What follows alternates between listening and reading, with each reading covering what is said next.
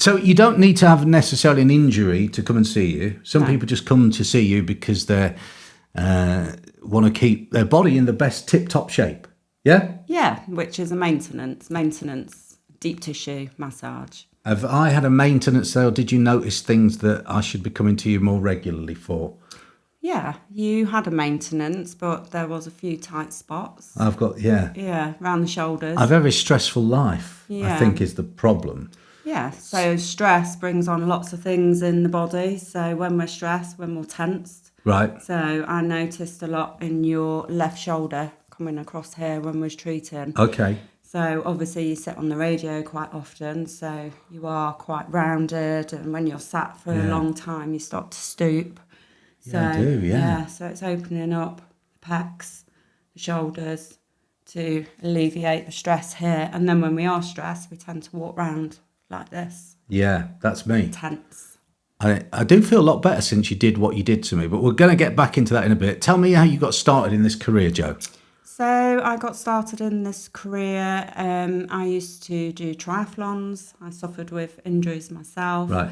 And it intrigued me, and I started researching. And to be honest, from a very young age, I've always been interested in the human body. I used to read books when I was young and educate myself. And then I came across sports massage course at Lincoln University, which I studied.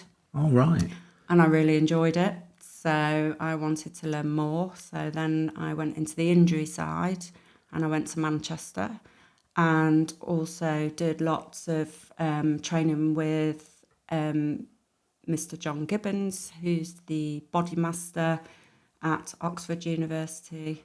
Pretty amazing guy. I learnt a lot from this guy. Oh, really? Yeah. So, was he a tutor on the course, or is he somebody you see privately to learn from? No, he's a tutor on the course. Right. He is osteopath. Right. And he started out as sports massage and progressed and teaches all over the world. Oh, He's okay. currently in Barbados at the moment, Yeah. my favourite island. Yeah. So my clinic's based inside Kinetic Performance on Teal Park. I've been currently there since it opened, just over 8 years. And I thoroughly enjoy where I work. I love the people I work with. There's lots of amazing personal trainers in there, very knowledgeable, and it's a very, very, very friendly environment. One of the things we want to get across is you don't have to be a member of the gym, though, in order to come and see you and have a treatment in the gym, do you? No. I'd say 80%, 90% of my clients are from outside the gym. You told me a lot of people come and see you like they're builders, or they're not necessarily people who are going to the gym and learning to train. They also they're just doing a job, maybe a manual job that involves them their body getting into a bit of a mess. I treat everybody from all different walks of life.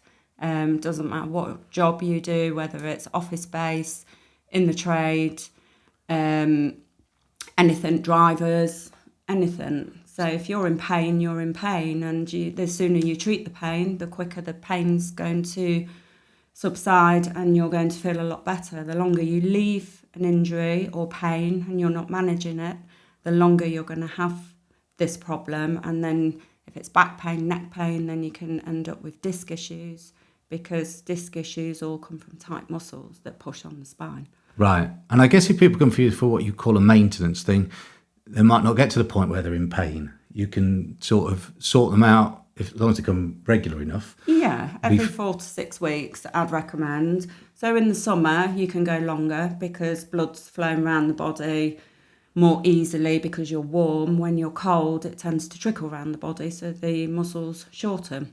Okay. And in the summer they can stay lengthened a lot longer. So I'd say 4 to 6 weeks in the summer and 4 weeks in the winter. Okay. And to get to the level you're at, what sort of length of time does that take to get the level of knowledge you've got? Is there levels of degrees of qualifications that you get to in order to get your knowledge, or is it hands-on experience that gets you further up the No, lots of ladder? training. Lots of training. I've trained all over the world as I can because of my current job. So I do lots of CBD courses in Asia, Wow. Yeah, because this all comes from the Asians, the Chinese, the Indians. I like a Chinese and I Do like you? an Indian. Yeah. Yeah, Love not a them. takeaway, John. Oh, not a takeaway. Right. Sorry. Right. Okay. No, so because we should then get into your other job, which is air stewardess. Is that the right term or not? Yes. Yes.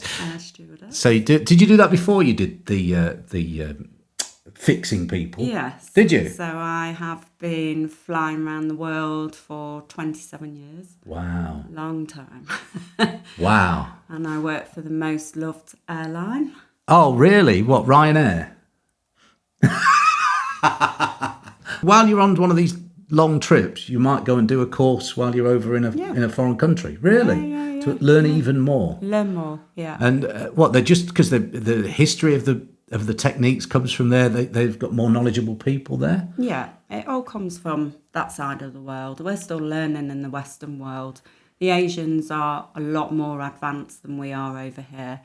And they're amazing, absolutely amazing in mobilisations and different treatments and how to manipulate the body. So, Wow. yeah, it's really interesting. I am looking at going to Thailand to do more mobilisation courses. Are you? Yeah. So when a pilot's been on a 12-hour flight and you take him back, does he say, Joe, can you just Yeah. sort me All right the time. out? Oh, really? And I'm like, I'm off duty.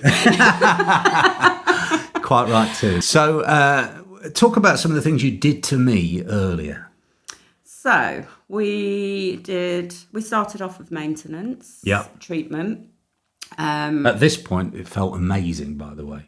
Yeah. Some of the bits later on that we'll get to. Yeah, so we got more in depth. We as did, went but along. we started off with it was nice, break me in gently. Yeah, so we just got blood flow going, ease the muscles to get you to relax, and that's more maintenance, flushing the muscles out with toxins because your body carries toxins. So that's another important reason to have a maintenance, to flush all the toxins out. Your muscles will work better, especially if you train or you're an athlete. So, yeah, so we started off with maintenance and then we went on to a little bit of the cupping techniques. Yeah, now this is, I wanted to have a look at the cups actually, but I didn't get to do that afterwards. I forgot to ask you. So it felt like you were putting sort of a big peg on my back all the way down, and it sucks into my fat. And there's loads on my back. Is that what it is? Yeah, well, no, it's not fat, John. It's the tissues. So it is fat. It sucks on and then Yeah. it lifts up the tissues. So basically, it's more for the lymphatic system and getting blood flow going. So that's the point of it, is to get the blood flowing. Yeah. So the Egyptians invented cupping Right. back in the 1800s to draw viruses out the body. That's Right. what it was invented for. Then in the 1900s, the Chinese claimed it, that they invented it. Okay. So, yeah, so it's been around for a long, long time. But if you think back in the day, there wasn't the medicines we have now to treat viruses.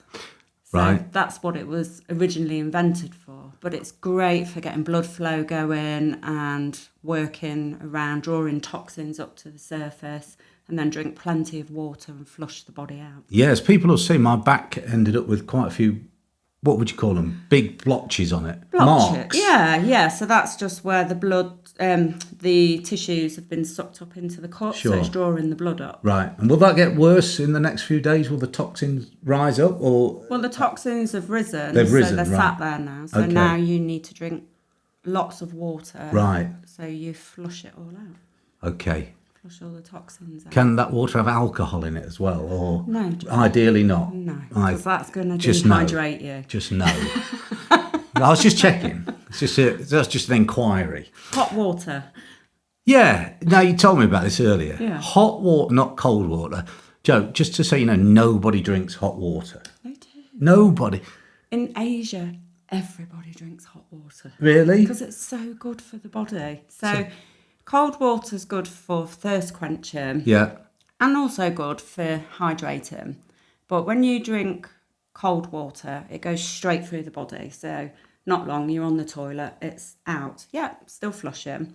But hot water absorbs more into the tissues. Wow. So it's hydrating you better. And also if you boil water, so it's hot, then that water is more purer Really? for drinking. Yeah. So in the gym, where there's that cold water machine, Yeah. should that be a hot water machine in an ideal world? I think you should have one of each. Really? Yeah. That's fascinating. I wonder if there's any gyms with a hot water dispenser. And there should be. If Joe had a gym, it'd be hot water only. No, not quite. Because when you're hot and sweaty, you want cold. Right, okay. Thirst quenching. But overall, hot water's better. Hot water's better for you. And people will think, can I put a tea bag in it or some coffee? Well, you can put some green tea leaves in there or some jasmine. So in Asia, they use lots of different teas. So you can make a cup of tea natural. then? Yeah. Just put a litre, you have to have a litre though. Yeah, right? a litre of hot water litre with of tea. floating leaves. Okay, not off your tree outside. That's quite a lot of tea.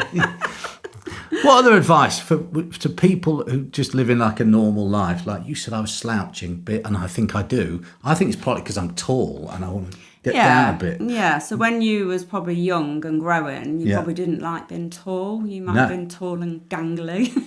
Yeah. So thanks, Joe. no, Yeah. I don't mean that in an awful way. Yeah. But as children, especially when we was younger, not so much now because there's lots of tall children around, so it's more accepted. But when we was younger, to be tall, you didn't want to be tall. So you used to walk like this to make yourself look smaller. Right, yeah. But your spine's developing at that age. So your spine's not fully developed till you're the age of 25. That's why I've ended up in this mess then. You're not a mess. Right. But years and years of sitting and being on the radio for you is like doing an office job, isn't it? You sat all day. Yeah. So you're rounding, you're slumping, the head starts to come forward, and then you can end up with a bit of a lump on the back of your neck. But I didn't notice that on you today, so don't worry. Wow. One thing I've been to see you about in the past, and we did a bit of today, is plantar fasciitis. Yes. I think I know those words because of you. Because I played squash, and then I got this squash injury, and it was niggling me for ages, and you sorted me out. Yeah. Now, what's that machine? So that's shockwave therapy. Yeah. So shockwave causes more trauma to the tissues. Yeah, it's a bizarre thing, isn't it? Because Yeah. initially it feels worse than it did when I arrived. Yeah. But there's a reason. What's the reason? So basically, shockwaves is, it sounds like a hammer. So it's hammering the tissues. So it's stripping through all the fibres in the foot. And when you cause trauma to the body, a little bit of inflammation will incur, which why you feel a little bit more pain initially. But then the body attacks that area to fix it because it's your own fixing mechanism. Yeah. So we're getting deep blood flow going and new red blood cells start to regenerate and new tissues start to grow. So that's the behind the shockwave therapy, how it helps to heal. It's very, very clever. It is very clever. And an expensive machine, but worth it. If you're in pain with plantar fasciitis, get down to Joe's place. Is that why you brought your foot with you? Yeah. There's my little foot. Yeah, look at that. Say hello to my little friend. It's rainbow. What? I'm Zippy. Hello, Zip. What does that show us then? So, there's the plantar. Yeah. But down here, we've got a tibial ligament that comes down into the arch. So sometimes what's causing plantar fasciitis is the tibial ligament coming down, which gets trapped in the tissues in this area. Okay. So the shockwave can break down the tissues to release this. And other times it's from the heel and down into the plantar here. So when you wake up in the morning, what was your experience? Can you remember? Painful in the mornings, tight. That was the worst pain. Yeah. Because when you sleep, everything shortens. So when we go to sleep at night, our body repairs. Okay. That's why sleep's important. We should be getting 7 to 8 hours sleep a night. It's another body issue. to We'll get repair. onto that. Yeah. But go on. So you're in repair mode. So everything's shortening. Everything in the body shortens. Yeah. So That's why it's so painful in the morning. So when we wake up, we need to stretch and lengthen that foot. Right. Remember, I gave Yeah. you the towel stretches. Yeah. Oh, yeah. I told the towel on my foot and Pull back. Yeah. But after, we say 3 to 6 treatments for plantar fasciitis, depending how severe sure. it is, the quicker you get it treated, the quicker it's going to go away. Sure. But also, I fit the orthotics, Yes. the insoles, these here. She's got one with her. Here it is.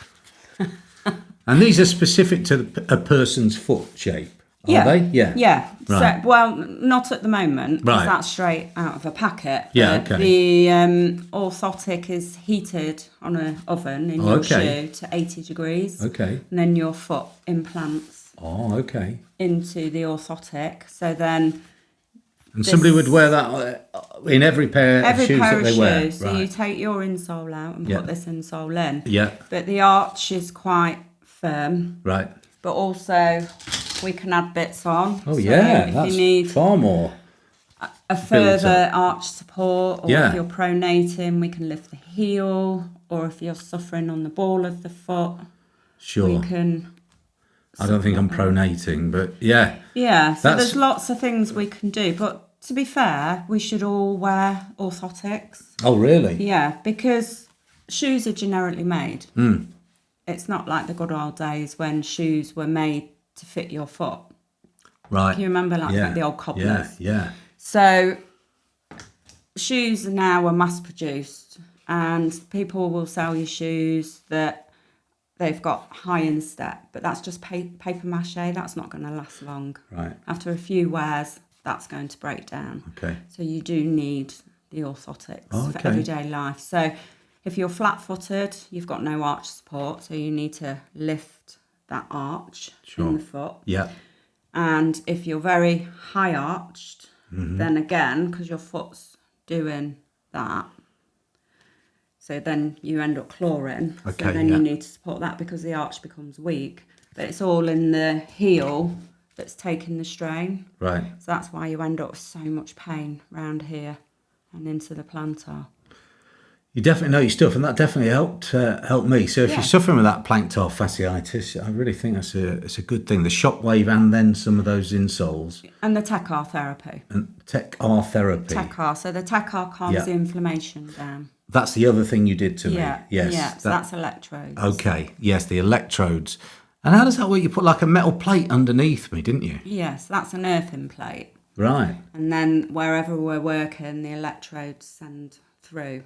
So so it goes into ligament, tendons, bone, muscle fibres, tissue. It goes into everything, and it's deep. It's the deepest therapy that's out there at the moment. Wow. Yeah, it's quite new over here, but Quite new, quite technical, but it gets the job done. Yeah, Better than anything. So it calms if you've got come in with a back spasm. Yeah. Straight away, it calms them muscles down, Right. Okay. and you can walk in bent over, not being able to walk, in so much pain, and then you walk out and you feel, wow, like a new person. Yeah. Wow. And that's what I love about my job. Yeah. I Yeah. love it. I love helping heal people Yeah. that they're not in pain.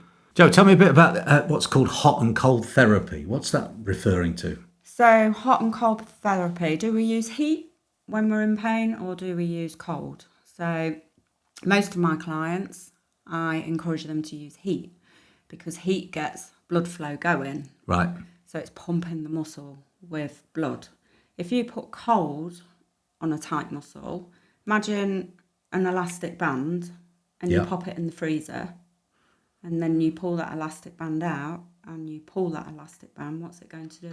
It's going to be real tight now. Yeah. And what's the fibres in that elastic band going to do? Are they going to break, aren't they? They're going to snap. Yeah. Right. So that's exactly the same as what happens in your body. Right. So I encourage more heat, especially on muscles. Never put cold. Always put heat. This is why such thing called as deep heat exists. Yeah, I prefer the heat patches. You know, the stick-on heat patches? Yeah. So I advise my clients to go and get them, wear them 24 hours a day, sleep in them, and just keep that blood flow going. Okay. Because it's not medicated. There's no medicine in there. So you can wear them for as long as you want to. Cold, I would only put cold on acute injuries, Right. like a bleed. So if you've done a hamstring tear, you've got an acute tear, I would put cold onto that hamstring to restrict the blood flow, Right. because you want to stop the bleed. Right, I see. Yeah. So if you want to stop the bleed, put cold. If you want to induce blood to feed like a vampire, then put heat. Okay, like a vampire. Like a vampire. It's my favourite bit of our chat so far. You've been talking as well about how important sleep is. I struggle with sleep, especially when I'm getting up to do a breakfast show, but otherwise I still do not sleep great.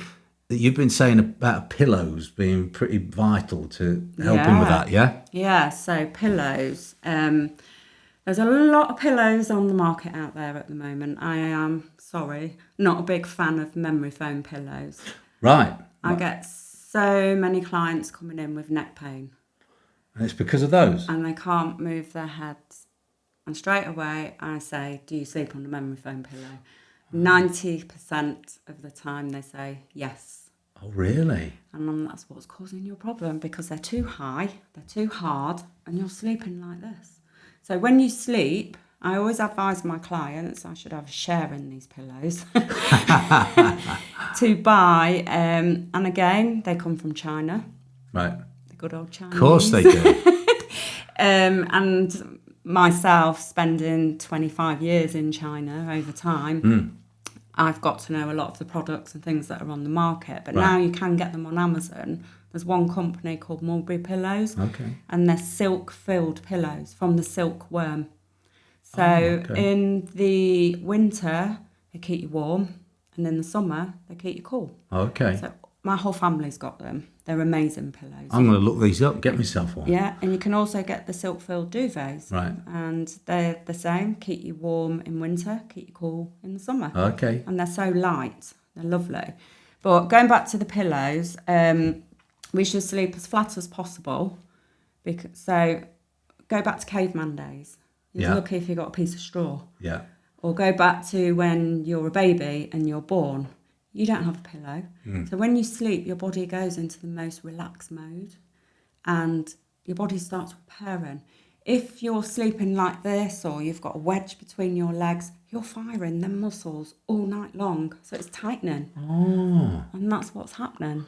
I tell you what, I watch TV in bed and I build up all the pillows behind me. I often fall asleep in that and wake up when I'm like this. And then the next morning, you're like, can't move your neck. Yeah. Yeah. And that's the biggest issue. One pillow, One fairly pillow. flat. Should sleep as flat as possible. Memory foam mattresses are fine. Yeah. It's just the pillows. Okay, there you go. Top tip. Joe knows her stuff, all right. All right, Joe. So, wow, I've learnt a lot during this episode of Links Pod, and I've been out and about doing these various different sporting activities. Your advice really is, if you're going to be doing sport, or even if you're not, get along and get fixed and sorted out by somebody like you. Ideally, actually you. Yeah, yeah. I am very, very busy, John. You're very busy. If there's any space available, Joe would be the ideal person to go and see to get sorted out. Before you finish as well, talk about your recent photo shoot and this amazing hard work you've been putting in the gym. It's impressive, Joe, and you know it is. So how long was that process? Was it to get to a photo shoot? Yeah, well, I've been training with my coach, Craig Barton, for 6 years now. And something clicked in my brain. And I was like, well, I'm not flying, because I took unpaid leave. So now, and I'm 50, I wanted to do it for my 50 years on this planet. Right. Now I've just told everyone my age. I was going to anyway. Oh, no, thanks. Be proud of that, Joe. Yeah, so at Christmas, I chatted with my coach, Craig, and I said, right, I'm going to do it. He went, really? I went, yep, let's do it. So it was like a switch that went in my brain, and I was on it. So from Christmas, I did 13 weeks of clean eating, no alcohol, trained 5-6 times a week. I've gone shaky. Cardio, weights. Wow. And I really wanted this for my 50 years because I thought, if I don't do it now, when am I going to do it? Because I'm not getting younger, I'm getting older. And then my son, Cameron Clinton, who also is a personal trainer, he really helped me with my food prep and my training as well. He really pushed me alongside Craig. I mean, Craig did all the work, but Cameron just helped me, being a personal trainer. So I had double whammy support there, which I really appreciate. And with your permission, Jo, some of those photos from that photo shoot are on the screen now. This is... You may share them, John. I'm sharing them, yeah. I'm sharing them from my private collection. They're on the screen now for people to see. And didn't she do well? Amazing. Oh, thank you. Jo, thanks for being on Links Pod. Thank you. Thank you for having me. You're welcome. Thank you.